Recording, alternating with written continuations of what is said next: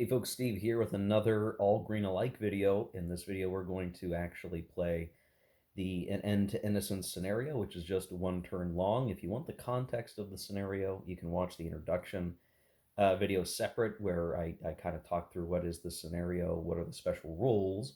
And I want to use this video to just get playing very quickly. I'm probably not going to show every single unit movement.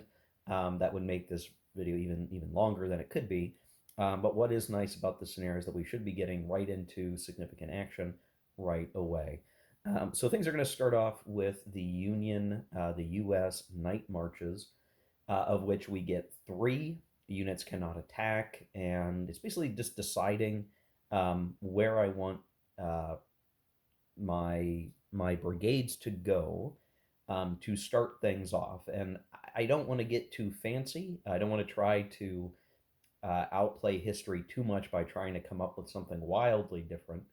We're just going to try to do better with the same constraints that the historical actors had, at least on July 21st, 1861. The one thing I should point out, I am using force markers here. I have a set of the holding boxes over here. I'm going to use less of those as we get moving, but because so many U.S. Army brigades start in the same hex, they were going to become unruly stacks. And so as they move and they separate, I may eventually not be using these force markers, but at start, there is a lot of bunched up forces to mess with. And just in terms of how I want to approach this, I just not surprising, this river line that runs here, Bull Run itself, forms a really strong defensive position. The rebels, in many cases, are either under breastworks or abatis markers. Lots of breastworks, even in these force markers here, because those markers are per unit, not per hex. but most of the forces here in Force 2, 3, and 1, 1, 2, 3, they all have breastwork markers, which means that they're going to defend very well with or without the river. And then the rivers themselves, where we would see the Union try to cross at the fjords, which are kind of hard to see right now, but there's fjords here, here, bridge here, ford. So there are places for the Union to try to cross the river, but those are going to involve combats, and basically combat over a fjord is going to provide a +2 combat modifier to the defender. So the fact that the breastworks are going to double the combat power of the defender, and then they're going to get a further +2, is going to make it pretty difficult ultimately to crack that river line. So definitely need to think about what else can we can do, what else can we do. I think trying to do the flank on their left is kind of the only real option we have at this point. So it's going to be something like that. So I'm going to go ahead and do these night marches again. They're basically 3 leader activations that we get in a row, but no unit can be activated more than once. So it's just, where do we want to deploy our brigades to start with, and then we'll go from there. Hopefully we get some high unit die rolls to actually do the movement. I don't want to have to do all of that on camera, so what I'll do is I'll take care of those 3 activations, and we'll get folks moved, and we'll kind of see um, what the situation is. What I might try to do is actually leave a very light screening force right here and just send a lot of guys around left. That may be our best option. We'll see. Definitely don't want to make it too easy for the uh, rebel forces to come across the river and then just kind of bust through our center either. So touch and go stuff here, folks. So let me take care of the night marches, and then we'll be able to start rolling initiative naturally and see what happens. Keep in mind, there's also the command paralysis marker, which we described in the previous video. Ultimately, just going to give the U.S., the Union, a couple of extra activations they wouldn't otherwise normally get. Okay, here we are after the night marches. So you can see that Tyler has come around the rebel left. Didn't quite have enough movement points to get into Groveton proper, but the threat is certainly there, and is going to have to force some kind of response from the rebels, and then on the rebel right, I do have Heiselman bringing his division over, just to use the verbiage from the game as history, demonstrating this way. I don't know that I really want him to push very hard. I do have Hunter and his part of his stack operating in front of Centerville. I didn't want to, use one of our activations for Palmer and our cavalry. So it was really just trying to get these divisions moving in a way that threatens and protects at the same time, just laying out the front, and that was kind of it. So we activated the first division, the second division, and the third division, and moved forward basically, as much as our rolled movement allowances could get us. Which we I didn't get total crap for die rolls, but I didn't get very very good die rolls either. So while it would have been nice to have already been turning a flank here, um, we didn't get that far. So it's going to become really important on who gets the next initiative. That can determine kind of what goes on next. So with that said, we'll go ahead and just break into the gameplay here, and I'll roll dice here in my fancy schmancy dice tray, and we'll see who gets the first real activation of the battle. The Union gets it, 4-1. So this is an opportunity here. I think what I would want to do is have Tyler activate. The other thing that I forgot to do, I need to double check before I get too far along, is do these activations take them to fatigue level 1?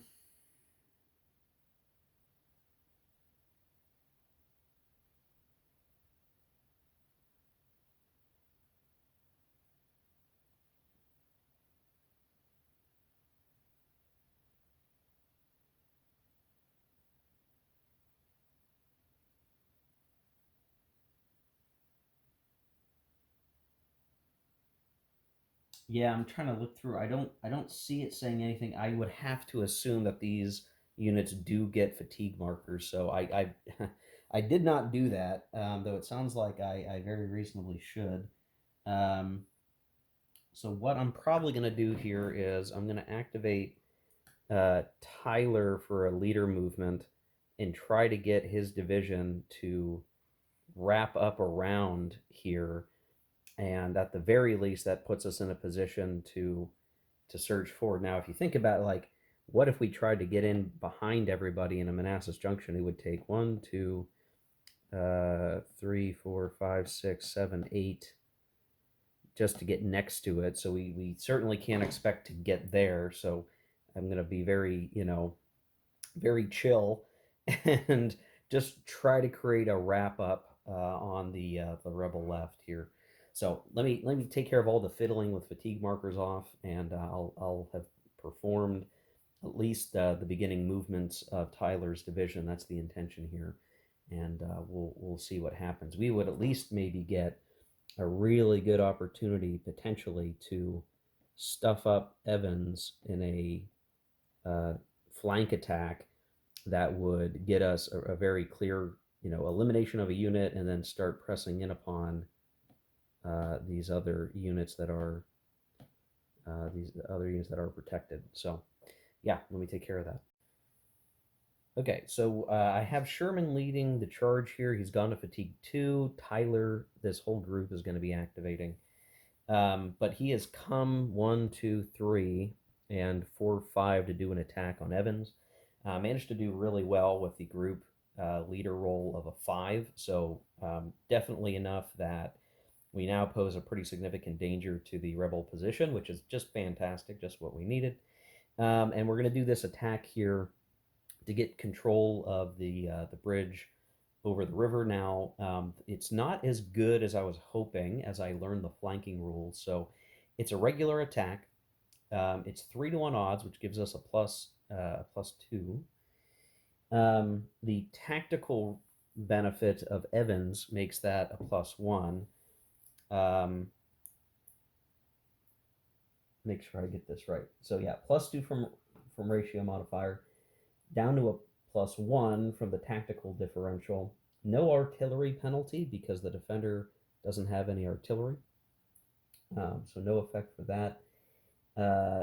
And then what we need to look at is the flank. Now, all 6 hex sides are covered, which would give a +4. However, you take a -1 to that bonus for friendly unit hex, so that's -1 for that, and then a -1 for this hex, and I should use this hex and this hex because the hex sides here, kind of hard to see, don't have fords on this river, so the rebel unit actually isn't being pressured from these sides due to that river crossing. So with 3 hexes sort of covered but not covered, the bonus goes from a +4 to a +1. And so the total bonus for this attack is a +2. So not nearly as good as I would have wanted it to be, but still, I mean, now's the time to try to capitalize on the situation. We are still governed by the all green alike rules, which is only the first unit activated in a group activation can attack. So this is just the best that we can do right now. But we'll have followed that up with some movement here. What I hope to have happen is do enough damage to Evans to either eliminate him or basically put him out of the fight for the duration of the scenario. The trick is going to be here that he's not going to really be able to retreat these directions, but he could retreat through here, and that may be something we have to deal with. So the die rolls here, it's again +2 to the Union die roll. That is an 8 to 2 in favor of the Union. The +2, so 6. Excuse me. 8 to 2. I'm not going to cut that sneeze out, guys. Sorry. 8 to 2, which is pretty gross. That's a +6. So let's see, combat value there for that sec is a 2. +6 is a 1 DR. So we'll adjudicate this here. So a 2 is replaced with a 1.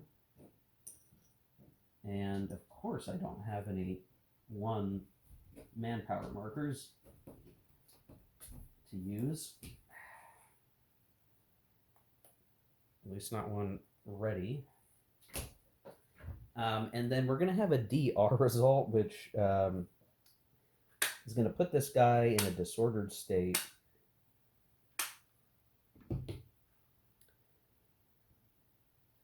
And then he is going to rout, which means he is demoralized.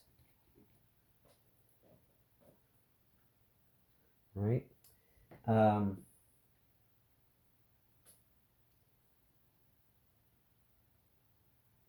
He has to retreat 4 to 6 hexes.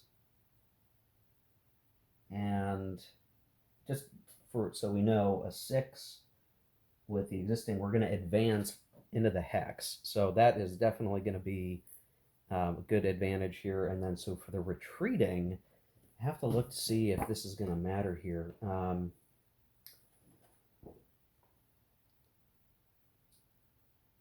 Here's what's interesting. So first retreat,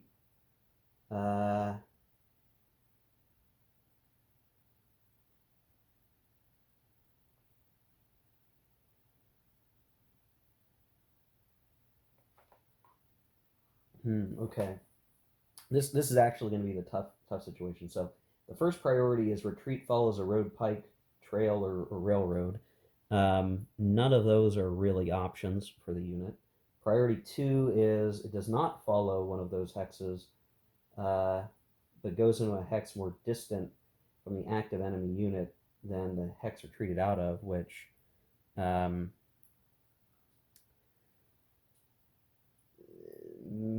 that is neither an enemy Zoc nor enemy occupied, so can't do that. Then retreat is not into a hex more distant from active unit.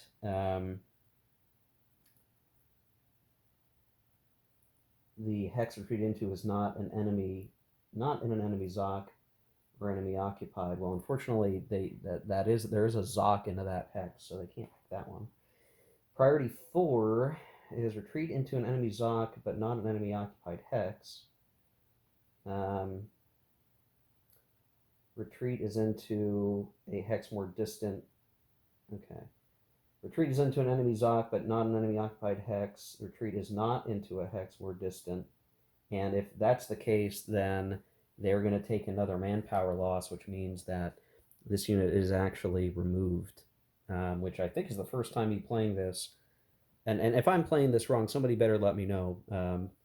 I'd rather make a mistake in this scenario than the Grand Campaign, which puts us in a tag and bag situation where there's now two manpower losses for the rebels, and we advance into this hex, which is going to be important for victory adjudication. So the Sherman doesn't lose anything; they're just instantly kapoofed out of there, and now we're going to continue the movement of Tyler and the rest of these guys. So 1, 2.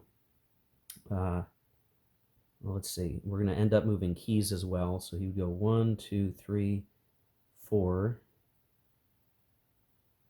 And then Tyler would be going 1, 2, 4, 5.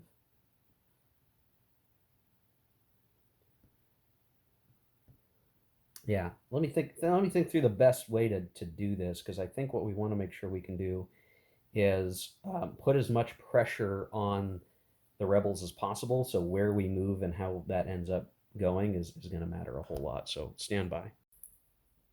Okay, here's after the finished movement. It was kind of tough to figure out like what's the most ideal movement that we could make here that's going to give us the gains really required for the scenario, because there's still a lot of options in terms of the roads to try to be coming up and around, but by getting Keys in this hex, we're Zoc laying out a Zoc on these roads, which should help kind of slow down the um, rebels' ability to get folks over here or back around the other flank, and we're going to start to impact the railroading to where the LZ unit might have to stop off in Haymarket, right? I'm not sure how that's going to go. I'm not sure kind of what's the um, or maybe I guess it would be Gainesville as the railroad stop. I don't have a spare unit I can run over there right now. I may be able to do that later, so that's still kind of open. That reinforcement could come at a really important time for the rebels. It is a 5-man power brigade, so definitely don't want that operating in our backfield. But for the moment, we're kind of creating that split, and we still have the buffer of a couple of um, activations that could go our way. So I'm feeling pretty good with that. We do want to follow that up by bringing some of these other brigades around. I'm not exactly sure the best way to do that. I still want to avoid having to push across the river, but as it stands right now, if we were if the scenario were to end, we have Groveton. Nobody's adjacent to Groveton, so that's a +8. Um, and we've gotten 2 manpower, so we're up to a +10, which is definitely in our advantage. So if we can hold the position, keep the door open, maybe we slide one of these brigades somehow, over here with a force march, hold Gainesville, and then just use these guys to hold the line and rebuff any sort of attack from the rebels. That could be battle won for the Union, essentially. We don't have to push so hard that we endanger ourselves. It's really to cut the rail lines, make Manassas Junction untenable, and that would strategically force the rebels to retreat. So maybe that's the thinking. I don't know. And I'm trying to see, what else could be done. Like this rebel unit could try to slide through here, but I don't think that that does them much good because then they're just going to get squashed by another unit that swings around, and that just contributes to a weakened force. Um, the rebels still haven't had a chance to respond, so at some point they're going to, and then there'll be a real slugging match. But we're going to get into the situation where then, as these guys start to pivot or try to pull back around, they're going to weaken the crossing here, and we could see the uh, the Union start to come across there too. Really, there's 3 manpower here with Hunton and 4 here, and then we've got just a couple of cavalry that it wouldn't be too hard to force these guys to disperse. And if that happens, then we're really kind of getting into a good position for the Union that the rebels would be hard to come back from. So that right now, not looking good. We'll go ahead and roll initiative now and to see what happens. So rebels do get initiative. I need to think through what is the very best option to take right now. We need to cover our flank. That much is for sure. So what I need to do is figure out what men can Johnston afford to take to the left without totally weakening our right, such that the rest of the Union forces can make easy crossings of the river, because the rivers are a really useful tool for defense at this point. So let me think through that, and we'll show the aftermath of the movements and any potential combats that may come up. Okay, here we are, a couple of activations in now. The rebels did get to go, but they've kind of got their own traffic jam, road availability issues, and they didn't roll terribly well for movement. So while Beauregard is trying to peel off some guys to try to protect the flank of the rebel position, they're just not getting where they need to be. So it's a really really desperate situation. The one opportunity here is for Jackson to use this sort of outer band road to try to get up around Keys, and then they could try to push Keys back, very likely, or I suspect he would have the ability to do that well. So it's not terrible. The Union did get to go again, and they pushed. Who was this? Hunton out. He's very weakened at this point, but he is bunched up on his compatriot there. And it's kind of hard to say, like, well, is the battle already lost for the Confederates? I want to say no, if only because I've seen the ability of a good stack to push folks back.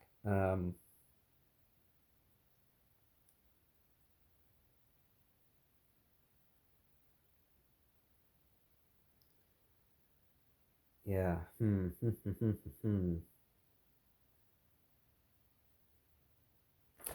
Oh, and actually, this is my bad. I didn't retreat this guy far enough. I need to fix that.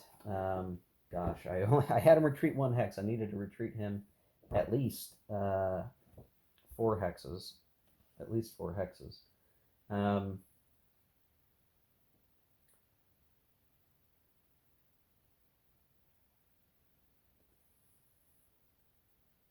So it would have been 1, let's see, 2, 3, 4, maybe would be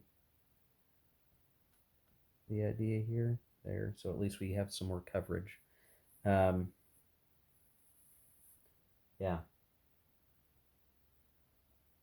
Okay. All that said, now we can get back to rolling initiative. So we'll roll for the next check, and Union wins it 2-1. So what does the Union want to do here? I've pushed Tyler a lot. These guys are actually now at fatigue 3. They've not really suffered any fatigue due to combat. They've performed very well. Great elan from the Union, which is maybe not what we would normally expect. I don't know that I can push Tyler much more. Like they've done as much as they could really conceivably hope to do.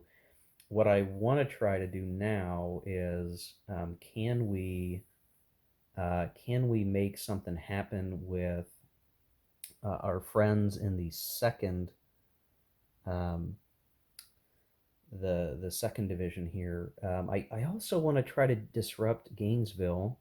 We've still got some time on that, but only so much time.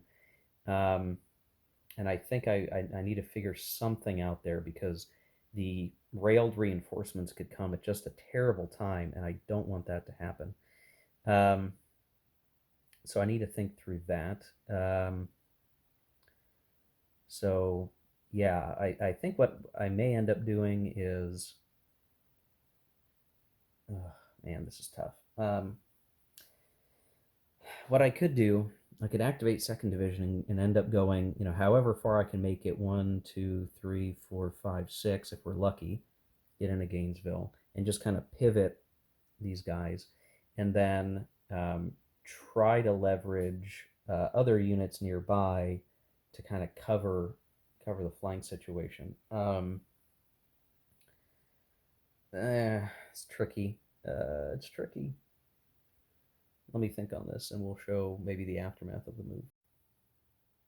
Okay, what I ended up doing was activating this the cavalry of Palmer, because I figured 2 dice should get us into the hex, and I was correct. So we did use the cavalry to do it. What's nice is the cavalry doesn't suffer movement point penalties for moving through an occupied hex. So they just kind of sailed right through here and got in there. Now, they don't take control, so we don't control it unless there's infantry there. But the point of me putting the unit there is that it forces, if the rebels are going to come this way, like we do have a force in here, the railing unit, if it ever makes it here, is going to have to stop off at Haymarket because it can't enter a Zoc, or obviously the hex with the unit in it. So they're going to spend 2 fatigue to rail to here, and then have basically 1 more fatigue to try to move and attack, which kind of slows them down. We have an opportunity to kind of negate what they're up to there. So I'm feeling pretty good with that move. Then I also rolled the dice to see who would go next. And what actually happened is I rolled boxcars. So this would be a case where 2 6s, the rebels win ties, but this triggers the command paralysis. So I moved the counter off the map and I put it on the records track, and put it on the 1 spot. So functionally, um, we are we are aware of the first initiative that the rebels automatically lose on a die roll of 6. It can happen 1 more time, and once that happens 1 more time, that mechanic is done, and it also means then that rail unit, or the unit that's currently embarked on the railroad, can start moving. So um, it's Union move again, right? So here's where the like, what do you want to try to do? What do you want to try to do? We could certainly try to activate Tyler again, but they're already pretty well activated. I don't know what else I can do with them. They could go 1 more time. If they get stuck in a particular fight, they're probably going to be done. So is there is there value in trying to get them activated and moving? Well, yeah. I think what I'm going to end up doing is I'm going to use McDowell as our activating leader, um, as a district leader, actually, and simply activate,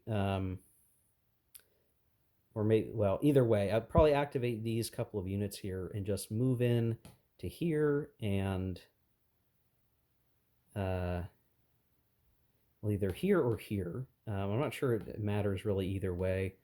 Um, but basically 1, 2, and then it's actually going to take a number of movement points to get over here. Um, Alternatively, what I could do is I could activate this guy and this guy with McDowell. So move him down, cover this river crossing, and move him like this. And then we're ensuring that all the river crossings are manned by Union soldiers. It's kind of at the point where, like, I don't think I'm going to have the Union attack across the river. It's just, I was trying to figure out what the modifiers would be, and it's terrible the whole way across that river. It just does not make sense to force the issue. All it's going to lead to is probably the Union suffering because of the breastworks that are in all those spots. So we've already flanked and cut off the rail line. I think we could continue to force that issue and just kind of hold there and continue to shuffle potentially, something like that. So I don't feel the need to attack across the river at this point, but we do want to plug the gaps because what we don't want to do is provide an avenue for the rebels to cross over themselves and attack our guys and push on Centerville. So we're just going to plug the gap, I think, is what we're going to do. And if I recall correctly, for the activation rules, a district leader can only activate 2 infantry units maximum, but that's all we really need to do. So I think I'll do that. We get 6 movement points, so I can kind of do whatever I want to do there. And I think the easiest thing would have been just to do this and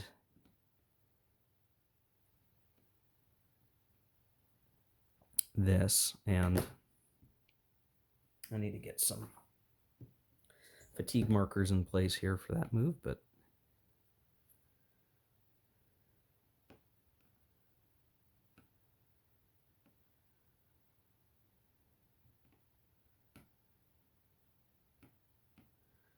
so there you go. Now you might say, hey, the Union's gotten to go a whole lot and the Rebels have hardly gone at all. That balances out a little bit because eventually what's going to happen is the Union's going to end up being passive. They're going to have to pass because there's just not as much for them to accomplish here. And then the Rebels, whoever doesn't have a whole bunch of fatigue can just kind of go for broke and try to push. And that's why I'm trying to keep some activations on Tyler open, because if all of a sudden the Rebels swing very hard, and we can't kind of, like, let's just say, for instance, it looks like they're all done and the Rebels all go really hard push this way and they abandon the river. Well, I want Heitzelman to still have activation so I could cross the river and just make it so that they are tied up. And so far, so good. Anyway, finished with that. I can attack, actually. So this guy moved 1, 2. This guy moved 1. I could have whichever one moved first, I guess, and I'm going to allow myself to kind of have picked. Does it make sense to attack anywhere? There's a ton of forces right here. I don't think it makes sense to do it. When I look, there's 7, 8, 9 manpower. Many of them are under breastworks, so it's like 18 manpower here. I don't want to try to make that work. But here might be more reasonable. There's 8, and then we'd be attacking with 6. So I could certainly see trying, but I don't think there's enough. I think I already worked this out in my head that it would be like a -3 or 4 to the die roll for the Union, and that doesn't seem worthwhile. So we're just going to plug the gaps for the moment. That's all we need to do. I'm going to go back to the dice for initiative, and the Rebels have won. So let me think through what I want to do, and I'll execute, and we'll see what happens. All right, there's a bit of a jump here, several activations. I'm just getting to the point where I'm playing through it. I do want to show there's been a lot of movement to the point where, like, Jackson was trying to find a route around to try to push Keys back, and they are starting to get some rebel activations and peeling guys out of these force markers here, thinning out their forces figuring the Union probably isn't going to attack the river now, but we can't just leave it empty. So being able to draw off some brigades, they're trying to move them through. What I realized, so I had pushed this guy back, and um, he's not actually. He should only be on fatigue level 3. So that's my bad. I need to get this guy moved out of the way because he's disrupting the road network here. Um, so at this point, Beauregard is thinking, hey, I got to start attacking. I got to start pushing back uh, the U.S. forces because, they have kind of sealed the deal here a little bit on the flank. So we need to try to push. We still have some fatigue to spend.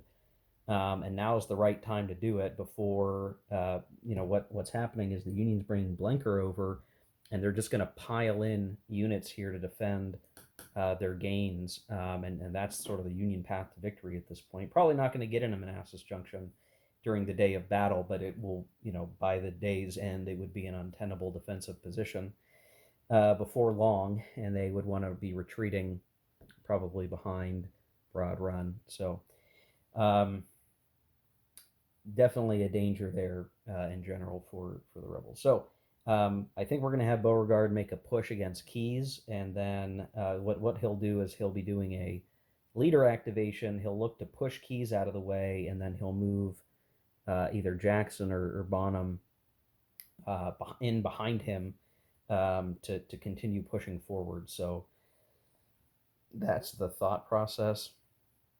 Actually, come to think of it, it might be better to just have Beauregard activate by himself this stack anyway, and try to make something happen, and then we can follow up with an attack from Bonham. We're not wasting attack opportunities and adding fatigue to units that should be using that fatigue in combat. The only problem is just really hard because the roads, boy, without roads, you lose so much time trying to march through open terrain. Even it's really tough. So we're going to see what the rebel sort of counterattack can look like here. If they can make something happen and push things back. Okay, folks, here we are at. I'm going to call it here. While there are some units that have not exhausted their fatigue levels, we're kind of at a stalemate point where I don't think there's much more I can do with either side. There were some serious attempts at sending rebel brigades into the Union right flank to try to take back Roveton, but they just didn't succeed. They just couldn't get the die rolls. It sort of fizzled out, and there was really no way to push across the river, and so they're just the rebels just ran out of options. There wasn't much more they could do. We did eventually cook off the paralysis, and we got Elzey here, pushed the cavalry out, and then tried to swallow up McDowell, but even that failed to really achieve what they wanted. And eventually, while the Union didn't get into Gainesville, they managed to push Elzey back out away from Groveton. So I really don't see a way for the rebels to really shift the victory point situation. They could try to do some combats, but just on the odds, it's going to probably mean either more losses for the rebels or equal losses, which at this point, the loss advantage is with the Union. And all things told right now, if we did a victory calculation, it would be something like 15 Union victory points, which would put it into a decisive victory. I really don't see where we could have gotten any better. Now, I'll tell you exactly what I did wrong as the rebels. Um, well, I don't know. I guess those first several activations that just went the Union's way gave them a great head start, and they managed to do very well to kind of get in and around here and set up in a good position. Had they not been able to do that, it would have been a very different story. What I should have maybe tried to do early is gotten these cavalry doing something. They sat there doing basically not much, and that's my bad. But it felt like in the immediate situation, I should have been getting brigades over there to fight the Union off. Um, it just like what am I going to do? Am I going to activate some brigades to move west and get in their face, or am I going to activate some cavalry and at best delay them? Um, you know, I don't know, tough decision. Ended up the cavalry not being super helpful. There wasn't very many places I could think of to send them where they would be valuable, because over here you just have this string of Union units that kind of pretty well screen any cavalry shenanigans that could happen. And even out here, it just that would have been the thing to try to get around, but with the roads that the way they are, it just would have been a lot harder to make something happen there. Um, so I think the dice just went very much against the rebels in this scenario. I don't know that I think by the time I could get the rebel units moving, the Union had already gotten into a really good position. It was really hard to get them out of it. They totally eliminated Evans, and then from there, they could go toe to toe. And when you think about like, okay, well, yeah, who won this battle, right? Well, you can clearly see like the Union have come around. They have cut off. They have a solid way to get around Bull Run. They have effectively blocked the rail system here. So while they're not in Manassas, they have kind of outflanked the the rebel position. The Union Army is in relatively good shape, and they could keep fighting over the duration. And so, probably what would need to happen from the rebel perspective is to try to pull back because they're very, it's not that much effort to try to be, let's say this goes to a day two. These guys are pushing, maybe pushing down and further, making something happen, um, and just grinding each other to dust. And at some point, these guys aren't going to be able to hold the river much longer. So it's either get pushed out this way and have these guys potentially get surrounded and be forced to surrender, or you start pulling everybody back behind the next river line, which would be Broad Run down to Cedar Run and so on and so forth. And at some point, I would imagine Beauregard and Johnston would have to be saying like we're going to have to pull back, like to save the army, we're going to have to pull back to a new defensive line, and they would start probably trying to do just that, if not sooner than this situation, right? In a campaign context, it's kind of hard to say. I definitely got to the point where it was like, I'll do a mini post-mortem here. I could just keep going, right? I could just keep rolling off. Okay, initiative, initiative, initiative. Who's going next? Who's going next? And just using up all this fatigue. But there's certainly a point where like I'm only doing this because this is a one-turn scenario, and I don't care if folks spin up to four fatigue like Jackson did, like Longstreet ended up doing. It doesn't really matter, right? It's just for the short-term goal of can I push the Union off Groveton or wherever I can. In a campaign game, it would probably be very dangerous to do this because everybody's going to be exhausted. There might still be some Union forces that can continue to push on these rebel forces and maybe put them in such a bad situation where they get eliminated. And in a campaign game, you certainly wouldn't want that to happen. So decisive victory here. If you were putting this in a historical event context, like instead of the like Union defeated outside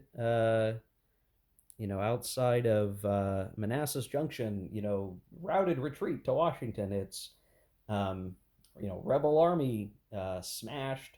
They'd probably play it up, smashed. Though I wouldn't call this a smashed situation. Rebel Army smashed, forced to retreat further south, and uh, McDowell on the move. Something like that would maybe be the case here. And then you probably wouldn't see quite the same Valley campaign shortly thereafter from Jackson because, well, again, the rail lines are being cut here. If they're forced to retreat, Manassas Junction is taken, and now it's a different scramble to continue operating, and the valley just becomes a lot less tenable because it's harder to get a lot of reinforcements up there. So, uh, golf clap for the Union. We'll chalk this up to very fortunate die rolls, and I don't think there was anything super clever here. Just they could capitalize on the situation. They could keep doing it. They caught the rebels sleeping, which is not necessarily, they obviously the Union have overperformed than history, but this was a good experience to really have a slugging match and to try to figure out, especially in this terrain area, like what's really critically important. So when we get to the campaign game, we can really try to drill into what to worry about. And it'll be definitely a lot different because we're going to have to watch our fatigue levels and shepherd them much more carefully, because we can't just go for broke. Like it, is it going to be worthwhile to lose? Right, in the Virginia campaign, we would still be playing for like another 7 turns or something. I think. Let me double check that. Yeah, there'd be another 7 turns to play, and a very strong likelihood that the rebel forces could just really start suffering some horrendous casualties in this position, if they weren't trying to pull back. If they were shepherding their fatigue a little bit differently, they'd be probably trying to get on the south map of the Stonewall Jackson's Way map of the campaign. So anyway, we'll call that a scenario, guys. This was a very good learning experience. Very good to see kind of what's achievable, how strong a river defense is. It is quite strong with breastworks in the river. You're basically forcing a flank maneuver, and obviously that can be very powerful, as we've seen here. So yeah, lots to process here. If folks have thoughts or comments, please let me know. Interested to hear what you think. I'm sure this specific scenario has probably gone very differently for other folks. Just depends on those initiative die rolls and who goes when. I think that's a big determining factor here, which maybe puts too much emphasis on luck. I don't know. And I maybe still could have played the rebel position badly, worse than is achievable, even given the good luck the Union had in the early parts of the battle. But anyway, we'll get this up here, guys, and then the next video we're going to actually get rolling on the Virginia campaign, which is going to be a massive map setup here. I've got to figure out how I want to do that on my table, and we'll play the 14-turn Virginia campaign here very soon. So thanks for watching, folks.